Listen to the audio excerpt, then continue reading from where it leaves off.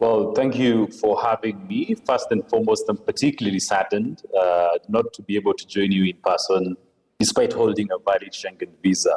As it was also mentioned earlier by the minister from Sierra Leone, for me as a refugee, instead of a passport, I hold a conventional travel document, which made airlines authorities question my right to travel to France. They decided for me, this is only one small example of the kinds of worries and restrictions of refugee life. We can't plan, but it's not always our choice to do. This is the case for education also. Still, these barriers did not stop me to make sure I take ownership of this space to raise the voice and include recommendations from my refugee community that are not privileged enough to be there.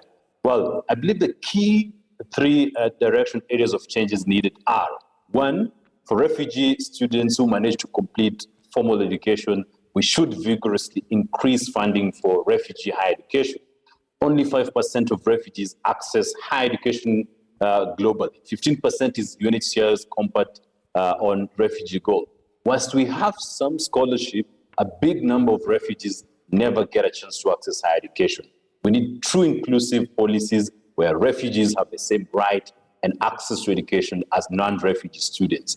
Moreover, we also need more opportunities created by collaborations with higher education institutions to support or accept refugee students. Two, allow refugees to have legal access to dignified work. When refugees are able to access fair work after school, then that leads to expanding human capital in local and national economies. I urge the education stakeholders to include refugees explicitly in discussions and frameworks to help host countries promote economic inclusion by allowing refugees to contribute to nations' economy. And last but never least, so that more refugees can reach post-secondary studies, we need to provide access to quality primary and secondary education for refugees. Often, refugee students in camps lack qualified teachers, learning resources, and facilities. Refugees all over the world, just like locals or hosts, should access good schools, teachers, and facilities to perform well through competent learning. Quality education means we must support psychosocial and mental health for refugee students to reduce cases of depression, trauma, suicidal thoughts, and stress.